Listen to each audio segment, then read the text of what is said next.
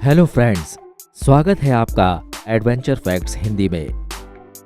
आपका ज्यादा टाइम नहीं लूंगा, तो चलिए शुरू करते हैं।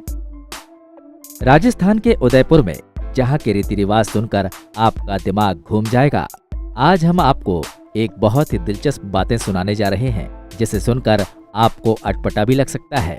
हम कितने भी मॉडर्न और स्टैंडर्ड क्यों ना हो जाएं, पर शादी से पहले बच्चे पैदा करने वाला कॉन्सेप्ट इंडिया में तो नहीं चलेगा।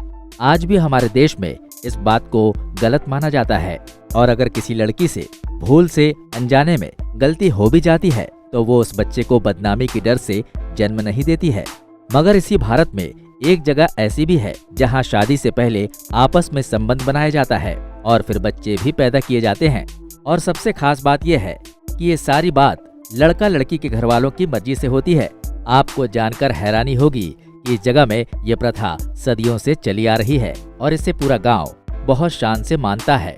शादी से पहले रिलेशनशिप में रहना पड़ता है।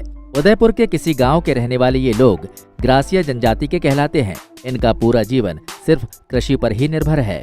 यहाँ लगभग पिछले 100 सालों से एक प्रथा चली आ रही है, जिसमें लड़का लड़की को शादी से पहले एक साथ सालों तक रहना होता है, और फिर जब लड़की गर्भवती होकर बच्चे को जन्म देती है, तब इनकी शादी कराई जाती है। प्रेमी जोड़ा चाहे तो शादी से इनकार भी कर सकता है।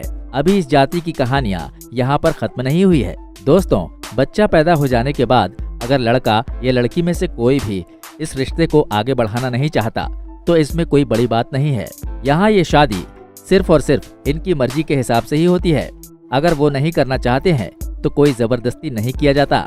रिवाज दरअसल ये है कि अगर लिव इन के दौरान इन जोड़ों को बच्चा नहीं हुआ, तो इसके बाद दोनों अलग अलग हो सकते हैं और फिर से किसी और के साथ अपने भविष्य की प्लानिंग कर सकते हैं। इस जाति के लोगों में लड़कियों को बहुत सम्मान दिया जाता है, मगर ये कैसा सम्मान है मुझे तो समझ में नहीं आ रहा है। खैर, यहाँ के नियम के मुताबिक आज तक इस गांव में किसी भी महिला पर उत्पीड़न या बलात्कार का कोई रिकॉर्ड सामने नहीं आया है। अच्छी बात यह है कि अगर कोई जोड़ा आपस में रहना चाहता है, तो लड़के के माँ बाप ही उसे सारा खर्च देते हैं, और ऐसे में अगर बात शादी तक आ गई तो शादी का सारा खर्चा लड़के वाले ही उठाते हैं। ऐसी प्रथा, इतने सारे अजीबो गरीब रस्म सुनकर मेरा तो दिमाग ही घूम गया। आपको मैं बता दूं कि इस अनोखे नियम को दापा प्रथा कहा जाता है।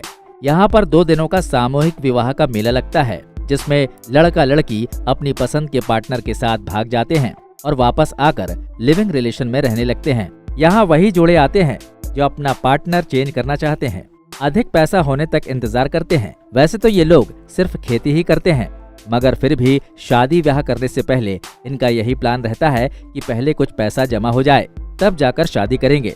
मेले में ऐसे लोग भी आते हैं जो अपने पुराने पार्टनर से खुश नहीं रहते और नए अमीर पार्टनर से शादी करना चाहते हैं। तो अब तक तो आप समझ ही चुके होंगे ये रिवाज कितना ज्यादा अनोखा है। अगर आपको हमारा ये वीडियो अच्छा लगा हो तो इसे लाइक करें।